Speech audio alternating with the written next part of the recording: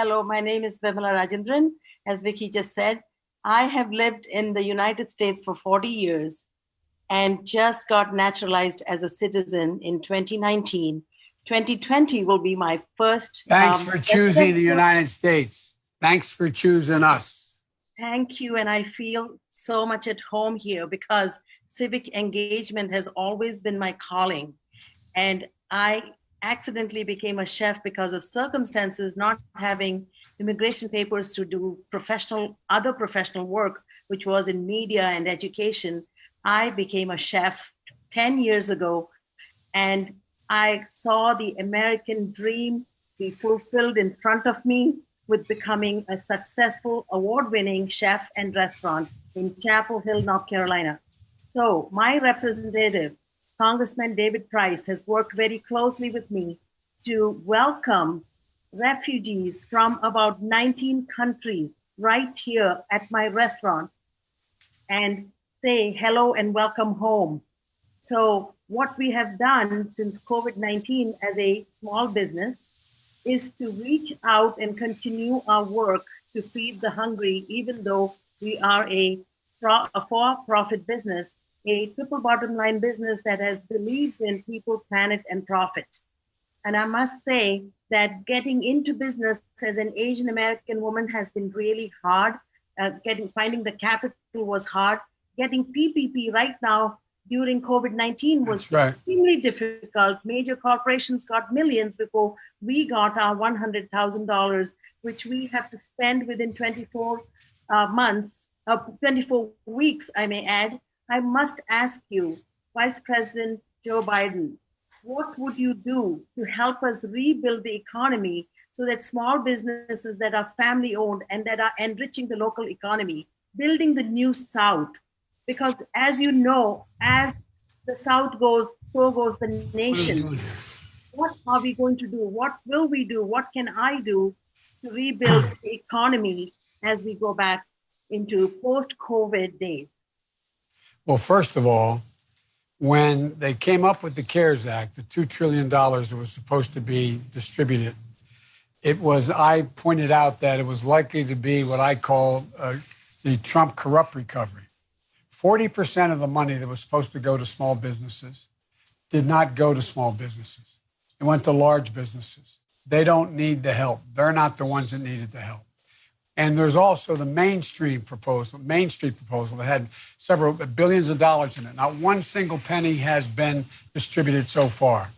And I suggested in the very beginning that there be a proposal that the president initiate the Defense Production Act to insist that they watch the major banks to make sure they would distribute monies that didn't cost them at all. They're covered.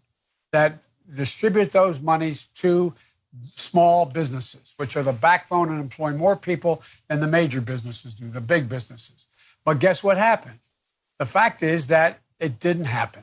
They did not get it. Those big banks don't like lending money. So if you went to a big bank to get your access to the stimulus that was provided, they'd say, do you have an account here? What is your credit standing? Do you have a credit card with us, et cetera? That's not supposed to be how it worked.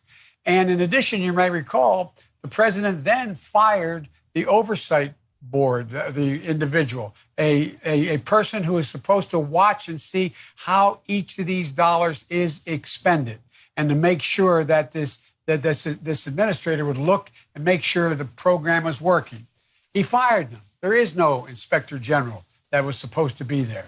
First thing I'll do as president is appoint an inspector general to go back and look where every single penny of the money got distributed and hold those accountable where there is violation of the rule and or there has been any chicanery.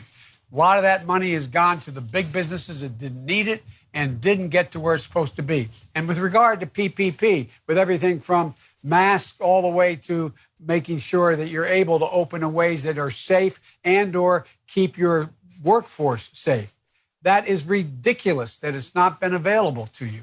And it's ridiculous that the president has been AWOL. He says, I take no responsibility. That's a state responsibility. This is a war he talks about, a war against this virus. Yet he's AWOL. He does not take any responsibility. He's leaving it to the states.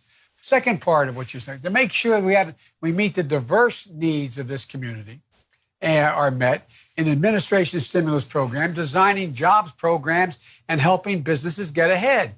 Because small businesses are the key to our recovery. You're the foundation of the community, of this country, of the American dream. And they're bearing the brunt, and you're bearing the brunt of the economic crisis today, including Asian American community. Now, look, Trump's corrupt recovery is focused on the wealthy, well-connected, not the millions of mom and pops that are out there facing ruin. As I said earlier, 40% of the funds didn't go to small businesses at all. And the Main Street lending program has lent not a single dollar. Because many of the AAPI-owned businesses are cash operated and don't have ties to banks, they're hard to find time accessing this paycheck protection program, funds that Trump is supposed to be supplying through the administration, through what the Congress passed.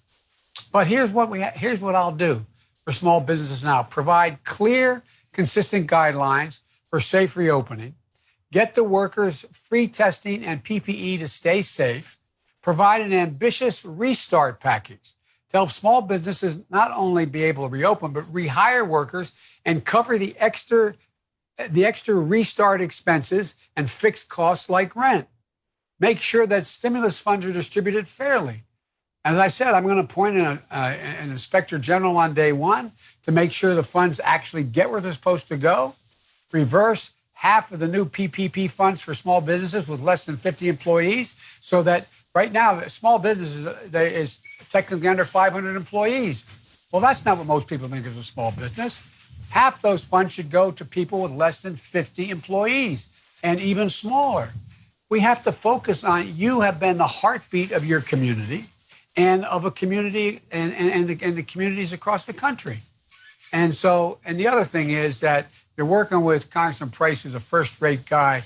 We, in fact, have to increase the numbers, as I said earlier, of refugees able to come to the United States of America.